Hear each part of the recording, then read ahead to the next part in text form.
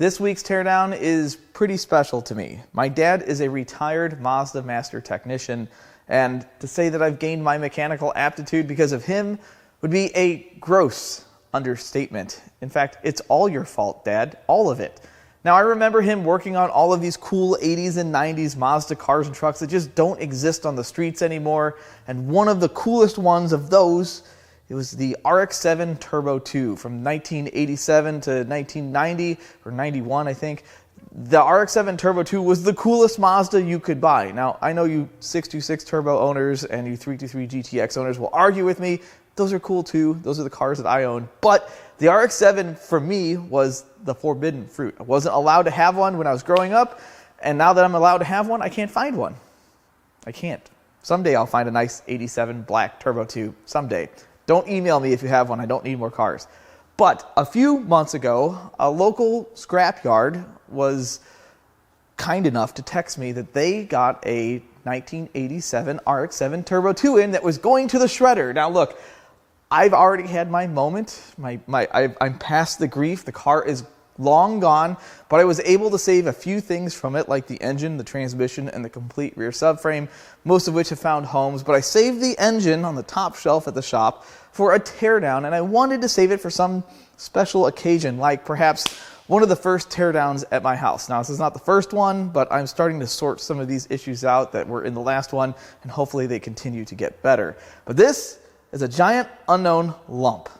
In 1987, which was the second year for the FC generation of Rx-7, Mazda came out with the Turbo II, which was the very first turbocharged rotary engine in North America. Now, these engines produce 25% more power than their naturally aspirated counterparts. They make 182 horsepower and 183 pound-feet of torque, and that's when they're stock. And I know some of you are thinking, that's it? Well, this is an 80s car, and 180 horsepower in a sub 3,000 pound car back then was pretty quick. Now, one thing you may notice about this engine, besides the fact that it's not on a stand, it's on a drain table, is that it is completely slathered with stuff. Yes, there's a ton of stuff, miles of vacuum line, all of this stuff that I normally take off and toss. On something like this, you can't find most of this stuff anymore, which is why I'm going to show the entire teardown. And I'm going to do my best to speed it up so that it's not an hour and a half long. But yes, you're going to get to see all parts of this. The very first thing I'd like to do is see if this thing turns over. I have my doubts. Whoa. Okay. Well, I think we're already ahead of the game. I feel no compression, which is no surprise to any of you Rotary guys. I don't hear anything leaking out of it. Oh, it just blew the exhaust cap off. Now, I did power wash this before I brought it here because it was absolutely covered in ick. It has slightly less ick on it now. But it seems to turn over okay, so that's good. Let's pull the plugs. All right, now we can get to the plugs, kind of. We've got some chopped harness in the way. See if we can make this a little happier. Yeah, that's slightly better. Now you've got your leading. Well, that's trailing, and then leading is on the bottom. It's counterintuitive for those that aren't used to working on these things.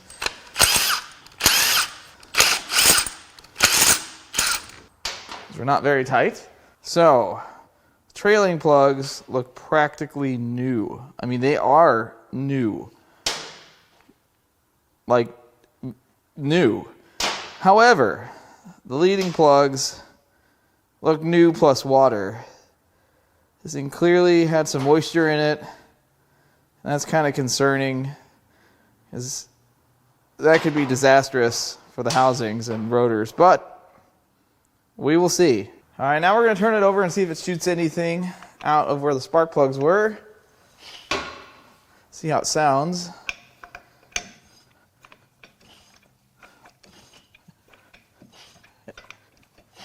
Doesn't sound great. Next, we're going to take a minute and start stripping this corner of the engine. We'll start with the AC compressor.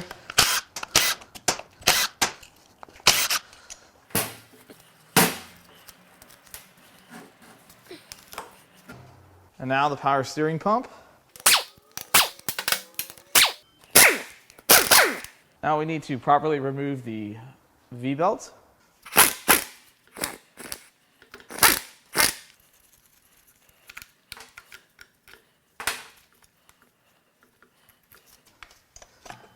There, look at that. Nice conditioned belt. I'd like to note at this point that if there's something on this engine that you guys want to buy, everything part of it is for sale. That's the business I'm in. Oh, we're gonna tip over? No. While we're here, I think this coil, yeah. Get that out of there. It's time to rotate.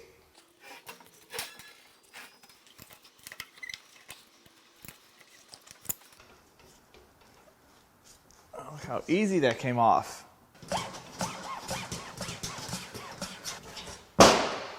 The next thing I want to work on is removing the smug pump.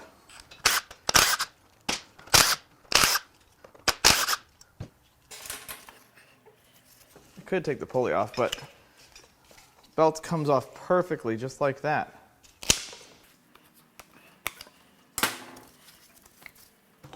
And the smug pump is off. I'm gonna start removing some stuff off of this side of the engine. Fortunately, this tube is bad. It's been kinked, and that's full of ick.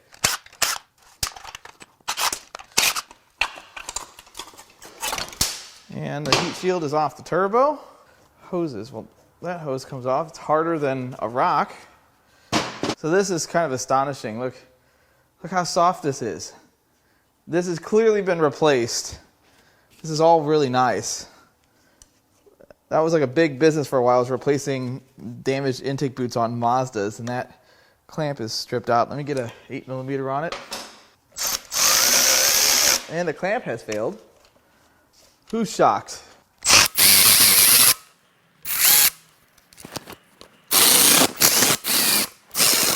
All right, well this is going poorly. Very poorly. No, that is not working. I really don't want to ruin this, but I might be able to get it off without.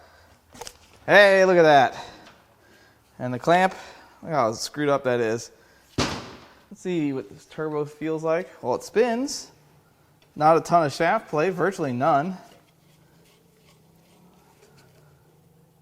Yeah, it might be a good turbo. That would be surprising. All right, more removal of things and stuff. That is no longer rubber, it is plastic. Oh no. I've ruined it. It does spin though. Can I get it off? Unfortunately, that rubber hose didn't make it. Let's see if we'll have better luck with this one.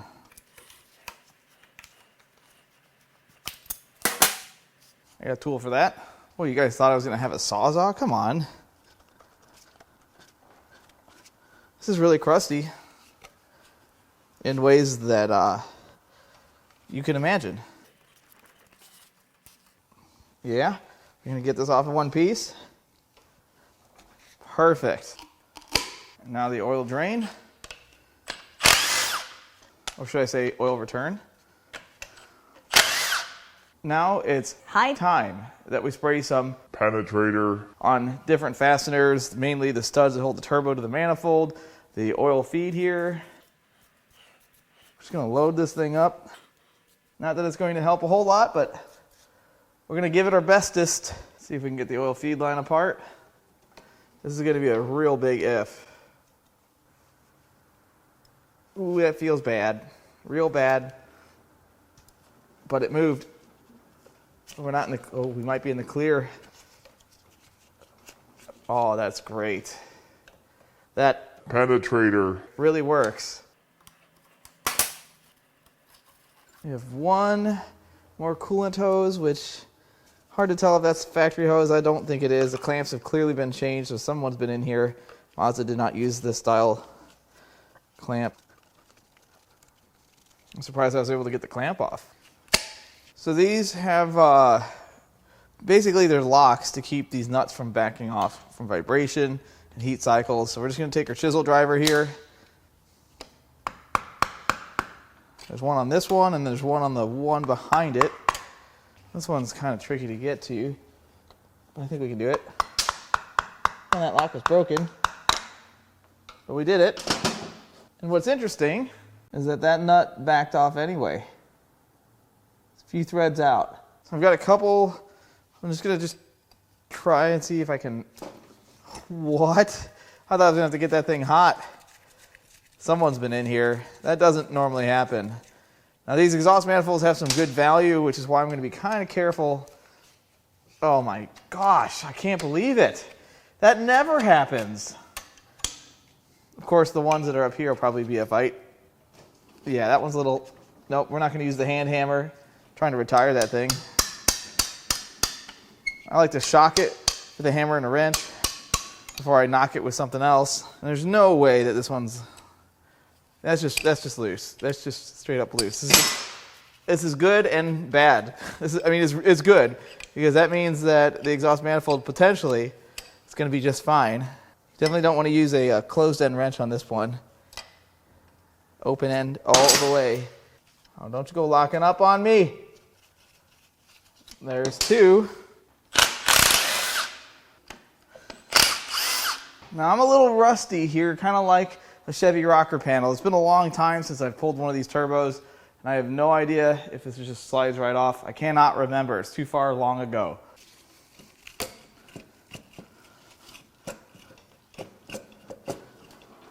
Well, stuff is happening, but I think I need to take this off.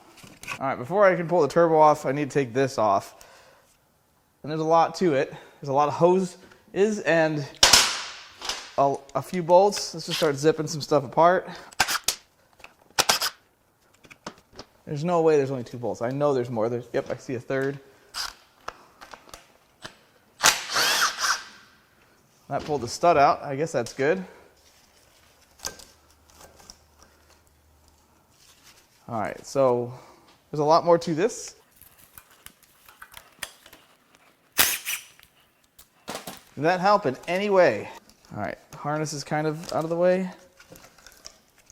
Harness is more out of the way now. That's still not enough. This has to leave. EGR valve. I mean, I'm trying to save them.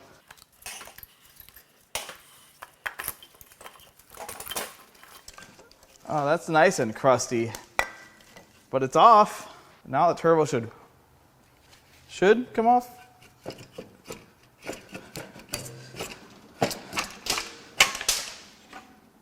Oh, yummy. It's got some juice in it. Milkshake? This doesn't have head gaskets. That's been there for a long time. It's got a bunch of thick ick. Yuck.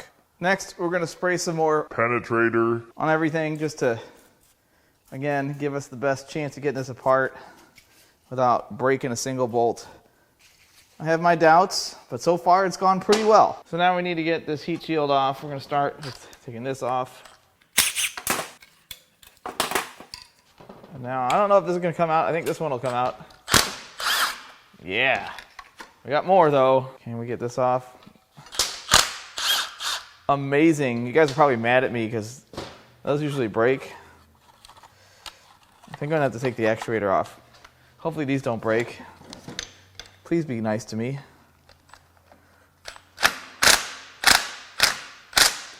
They're not. Those are not nice to me. Yeah. No, we're going to sacrifice the heat shield a little bit. I think I can probably get that one, this one though. Oh, hey, look. Can we get them all? All I need to do is get on all of them, and yes, I can get on all of them. That's happy. You want to start with the easiest ones first, of course. And now we've got 2 more difficult ones. We're going to use the electric impact for that. Okay, that's a little looser. Let's see, can we get on this one easily? Probably not.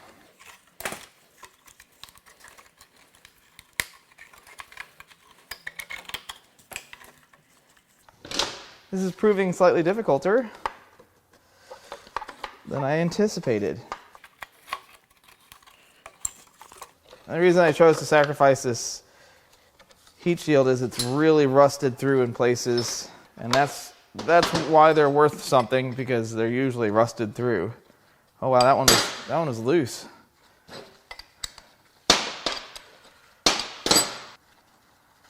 Oh, the stud came out. Oh, that's broken. Okay, so I had a broken stud. That's bad. And that one's off, so this should just... Oh, yuck. That's not appetizing at all. So they said this was in a flood. What kind of cream cheese is this? Mustard flavored cream cheese with rust specks. Maybe that's just turmeric or cinnamon. I'm not going to find out. The next thing we're going to do is remove the upper plenum. Kind of working off of memory here. I don't really remember as much as I wish I did.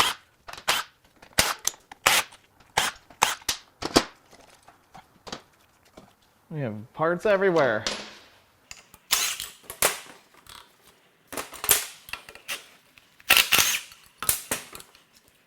Throttle cable out of the way. All right, what is next? Looks like I need to take the oil fill loose. Nope, that doesn't fit. I think we're making some progress. All right, well, what's left of the engine harness is off. This bracket is the problem here.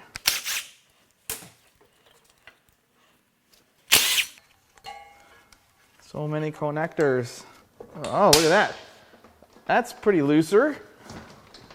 All right, let's come over to the other side. I think there's some hose in the way. I'm just going to remove all of the vacuum lines we can find. Some of them we don't need to, some of them we do. All right, what happens if we try to lift up on this? We have a hose right here.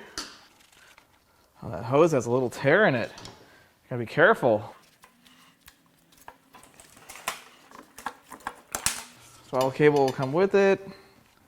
We got some vacuum lines over on this side. These vacuum lines are unfun. What if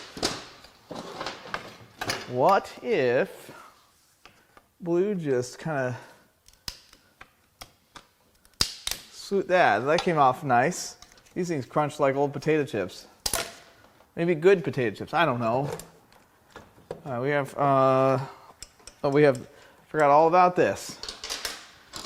That runs down the oil metering pump. And then there's a thing that holds it in here, clip.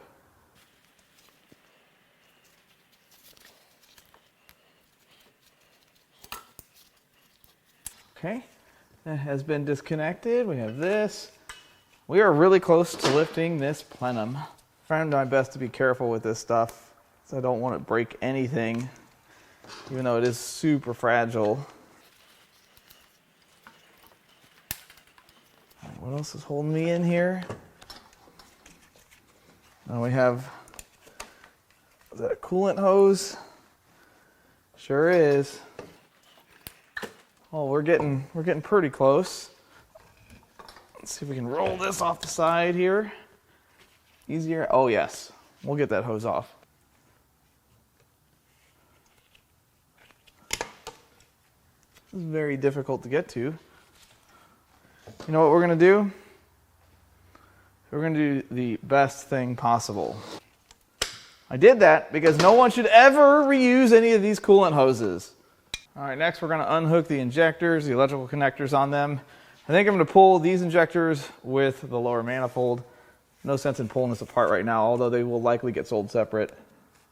And yes, we do sell these used injectors. This used to be a part I pulled from the self-service yards to sell on eBay when I started doing car parts. This was it. This was both NA and Turbo Rx-7s. Finding a turbo is rare, but I cannot explain to you how sad I am about the cars that I've seen in the past that were just taken off the road because they had a bad engine. They always have a bad engine. All right, now we're going to zippy-doo-dah some of the lower manifold bolts out. So there's still going to be some hoses holding this thing on. All right, we loose? Oh yeah. We're raining unknown things from unknown origins. Let's see, what else is holding this on? It looks like just the rubber fuel lines. A couple vacuum lines too. Another really common killer for these Rx-7s back in the day were engine fires, usually from brittle fuel lines like what we are cutting today. And yeah, they're crunchy. Now what else we got holding this in?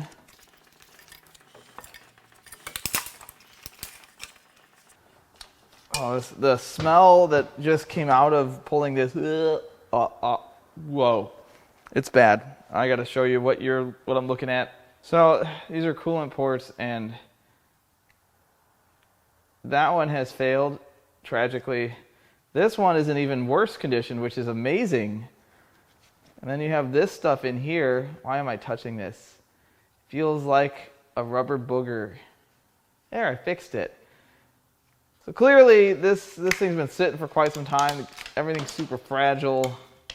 It shattered this vacuum manifold right here, just annihilated it, which I know some of you probably needed that, but I'm sorry.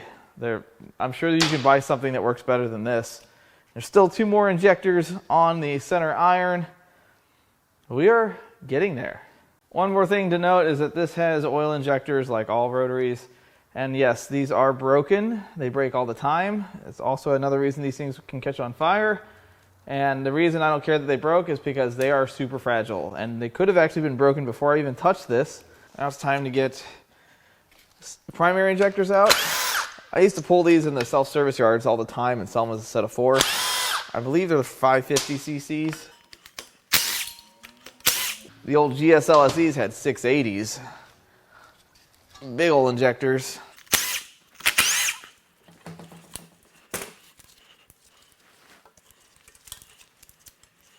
Okay, let's go to the other side.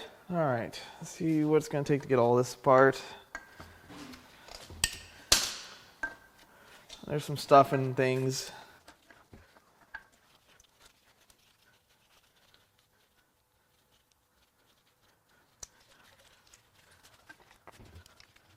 Not quite sure what's holding this in. Magic. Maybe it's this hose right here.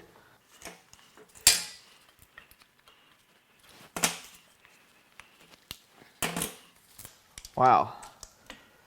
Some of these hoses are pretty strong. Oh, hold on. Temp sensor for the gauge.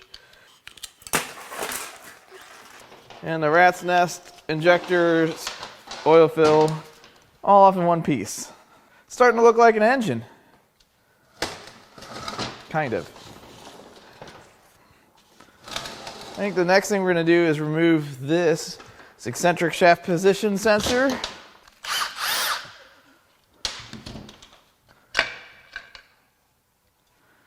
That looks nice. And then now, a water pump pulley. Whoa there, what just happened? Oh, this doesn't come off until this comes off.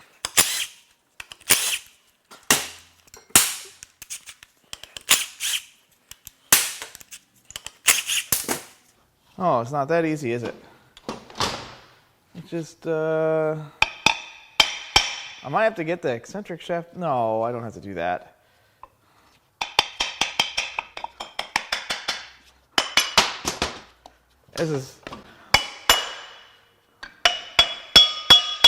That's ear piercing. Oh, it's coming apart better. And then that comes off. Now we can unbolt the water pump. That's a 13. Someone's been in here. That was wrong. I'm just gonna give it a couple gentle. This is a short guy. Oh, I think this one's bad, guys. I mean, look at it. It's all pitted. It's pointed up at least. I mean, not loud, but I wouldn't reuse this. This is it's too far gone. And then there's this. Why did I do that? What is this? Mistakes? Well, either way, this water pump, it's a goner. All right, the next thing I'm going to do is try to get the eccentric shaft bolt out. I have no idea if this is going to work or not.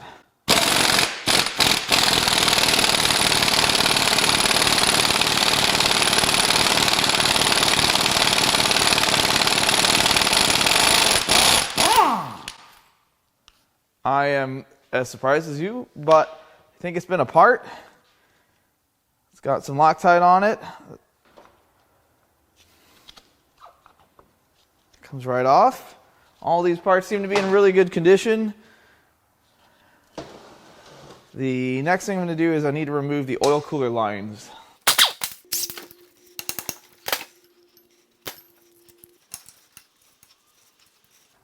All right, now we're going to, so we need to get the oil lines off, the oil injectors. And that's too big. Yeah. Oh, we're moving. I think I'm supposed to use a wrench. That wasn't that way. Yeah, I did that the wrong way. I don't think I have a thinner wrench than this. There we go. Now we'll get ready to pull the oil metering pump.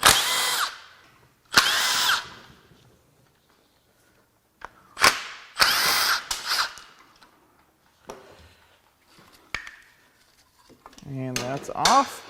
Now the water pump housing. This does come off. I know it does.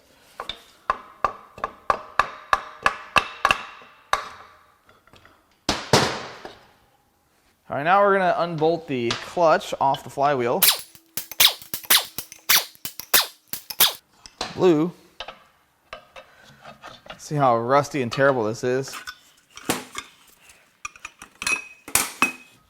Yeah, I'd say that's pretty bad. It'll clean up. All right, now we're going to try to get this thing on the flywheel.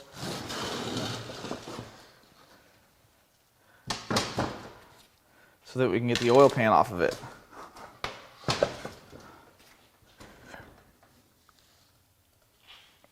If it's going to make a mess, this is when it's going to happen. We're going to have to get the motor mount bracket off.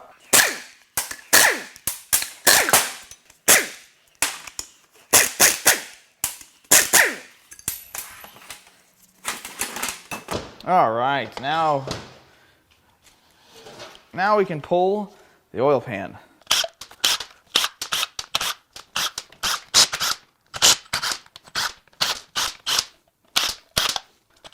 Nope. All right, all the bolts are out. This should fall right off. It's not going to fall right off. Let's see. I left one of my tools at work for this job. But it's fine. If you're going to do that, make sure you're doing it on an iron and not on a housing. Iron's way stronger than aluminum. Oh, yummy. We're finally starting to make a mess. Let's go ahead and knock the pickup off while we're in the area. All right. So here's what the inside of the oil pan looks like. There's some chunky stuff in here. I don't want to... Okay. Yep. I don't see any metal, but you never really do on these things. Smells terrible. But it looks okay. All right, now we're going to slide this back, set it on some wood blocks. Got to pull the dipstick out. Do some housekeeping real quick. It's going to make a bigger mess when I do this.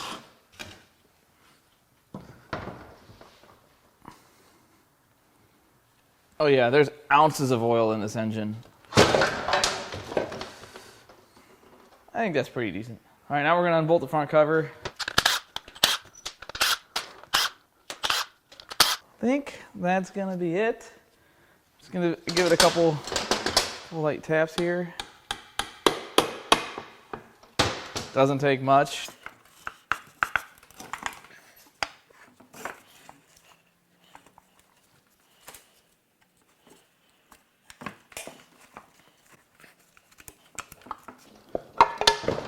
And there's front cover off. So here's the oil pump. There's a front counterweight. We're gonna go ahead and remove this lock.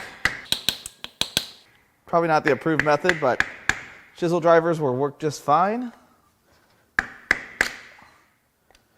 Perfect.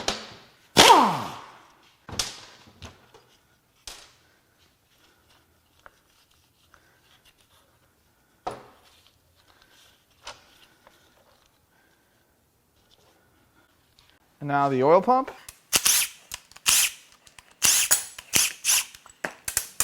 While we're here, let's pull that weight off. So here's what the oil pump looks like. It's in really good shape.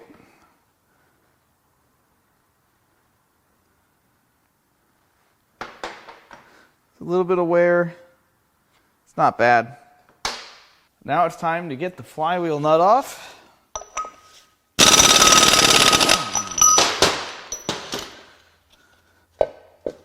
Sometimes this will take just a little smack and they'll come off. Let's see if we can get this off.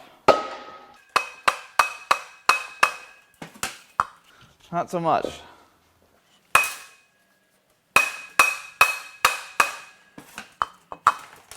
I'm trying to be gentle because I think my brother wants this flywheel for his 20B Cosmo.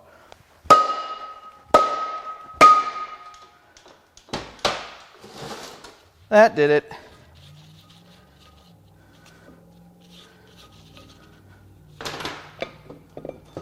There you go, Ryan. One perfectly rusty flywheel. At this point, it is time to loosen the tension bolts. And we're going to get them cracked loose and then we'll zip them out. And we can start pulling this engine all the way apart.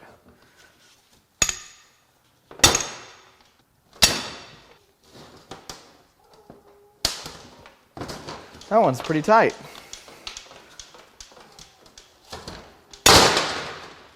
That was violent. Is this one going to be just as violent? I think so.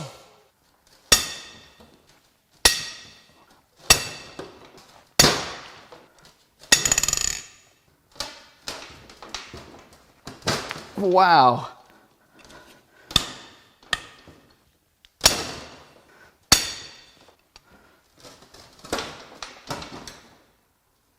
I don't know if you can tell how much this breaker bar is flexing, but they should not be this tight. Poor ears.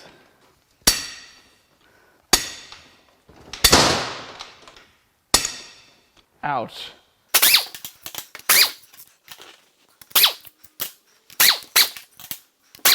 Oh, the stuff coming out. There's coolant coming out of them there holes.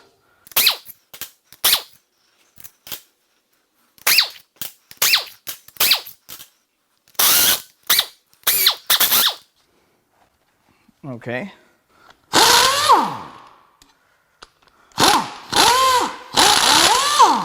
Come on now. Do the things.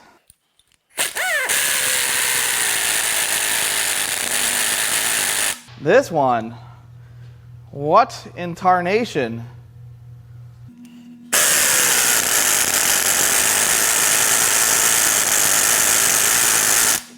I mean, it's getting there. It's fighting though.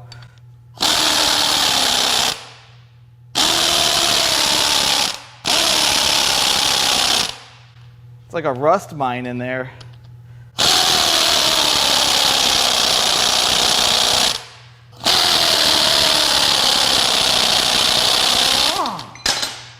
Yowza! Ooh, it's hot. Very hot. Very, very hot.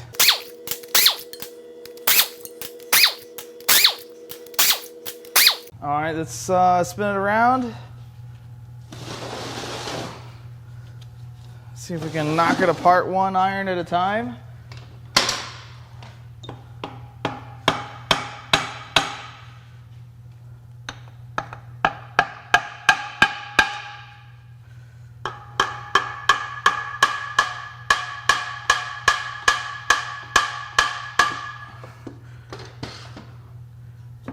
Well, it's not great in here.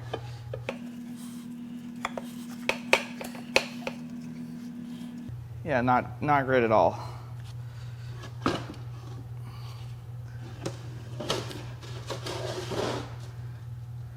Yikes. Yikes and a half. I knew it was wet. I knew it was going to be rusty. They did tell me it was in a flood, so there should be no shocker. But these engines do not take kindly to moisture, just like any other engine. Bad stuff happens, rust and pitting and all that yuck. Let's get a closer up of it. So there's still plenty of moisture in here. It's not supposed to be here. And it's a shame because it doesn't look too tore up. The irons might be able to be salvaged. Seals were bad in this one, at least the housing seals. We'll get the rotor out next, but you can definitely tell it's going to be ugly. We might only be looking at display pieces. We're going to see if we can make everybody cringe and turn this thing over.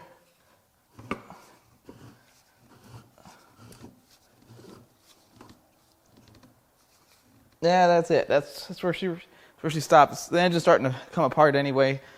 So we're going to go ahead and pull that.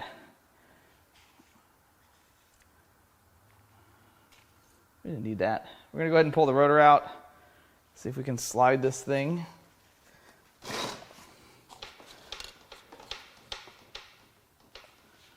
There's front rotor. Apex seals are all present. Corner seals all present. Side seals all there.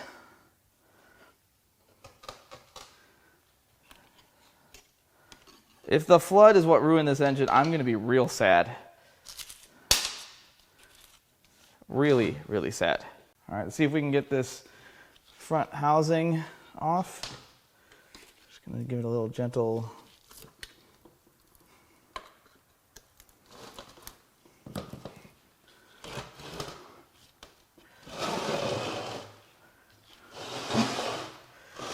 Yeah, it's pretty rough looking.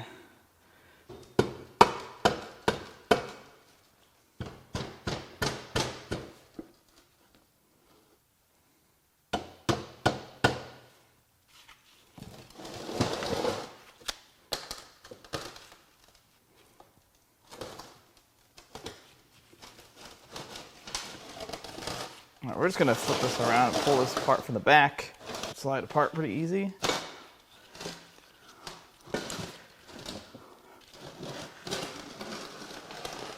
Oh, it's worse than the other one. I don't know how that's possible because the other one was bad. Really quite terrible.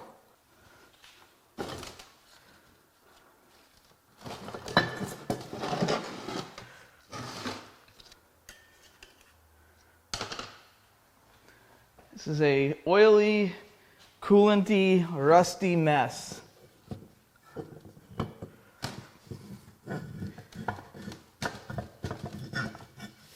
And there's our eccentric shaft. Okay, I am going to take a minute, kind of clean some stuff up and arrange some things so we can get a better look at how this engine was. Hopefully it wasn't a good engine before the flood because that would be a shame. All right, let's go through it all. Here is the front iron.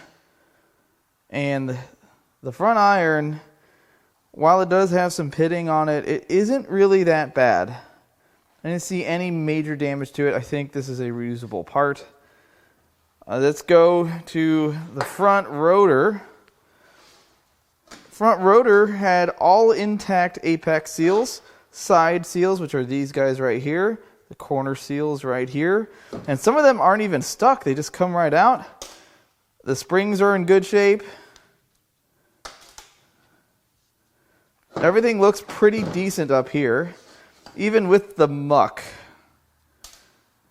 Now, used rotors aren't terribly tough to find as far as I know.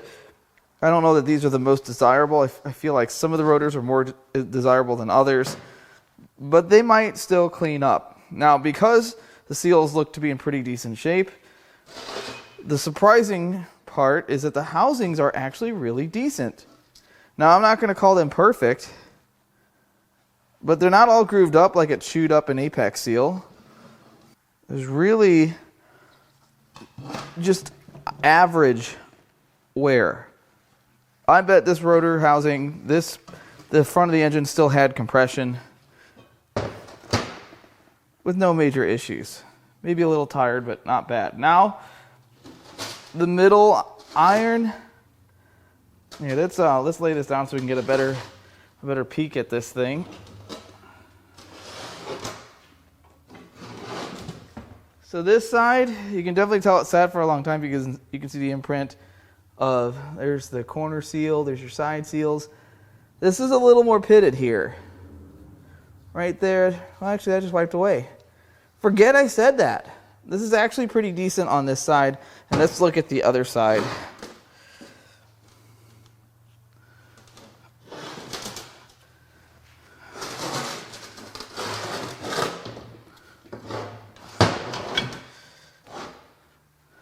The other side, unfortunately, some pretty bad pitting right here.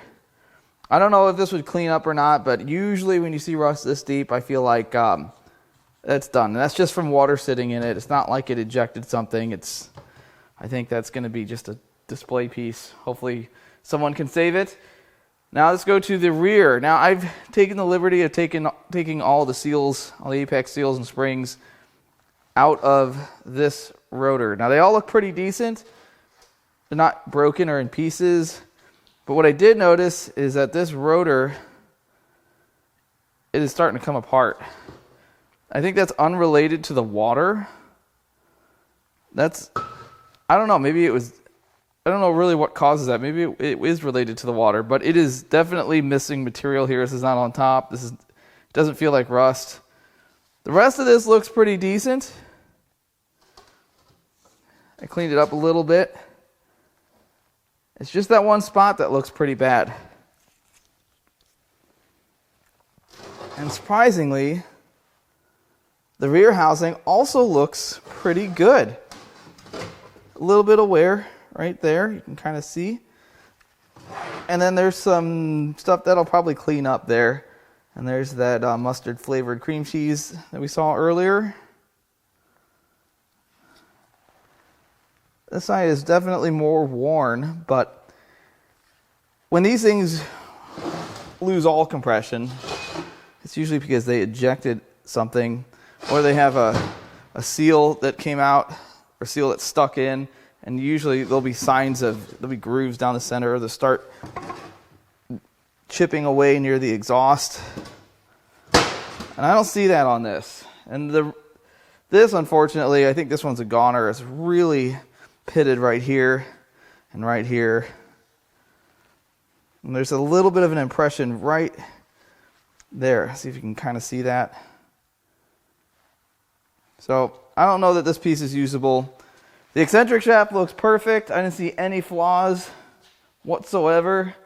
Overall, I'm kind of sad because prior to the water situation, this was probably a running engine. If you consider the situation that this engine was in and the propensity of rotary engines to have compression-related issues, the fact that the inside of this engine looked the way it did compared to the outside is astonishing. It looked pretty good. I have torn down rotary engines that looked way worse than this did. Now, maybe those didn't have the corrosion and other related moisture problems, but this thing wasn't that bad. I think this was a running engine when it was parked. I think it ran when parked. I hate that so much. Of course it ran when parked. Not always. Either way, it was an unfortunate set of circumstances that sent this car to a scrap yard. And I feel somehow fortunate that this ended up in a place that knows me, that thinks, hey, maybe Eric wants some parts off of this, and they sent me a text. Because otherwise, none of these parts would exist anymore. They'd all be recycled, and I like to reuse things instead. That's part of the reason I got into the salvage industry in the first place, is I saw lots of good, reusable, valuable parts getting totally destroyed every single day. And now that I'm in the industry, I can control this tiny, tiny speck of a sliver of parts that I am able to get my hands on. And speaking of parts, if you'd like to buy any of the parts out of this engine or anything else I've torn down, the fastest way to get a hold of us for Teardown parts is our email. I'm gonna leave our email in the video description. But I've also been uploading our parts cards every single week. We've been getting lots of cool stuff in at Import Apart, lots of Land Cruisers. We've gotten some Mustangs. I think I've had a couple LT1 cars recently, and even some Miatas, if you believe that or not. Not this one. This is my car. Either way, if you would like to check that out, you can go to importapart.com and peruse our inventory. I really hope you enjoyed this teardown. As always, I love all the comments, all the feedback, and even the criticism. I love it all, and I'll catch you on the next one. There it is. I don't think he's going to notice this missing.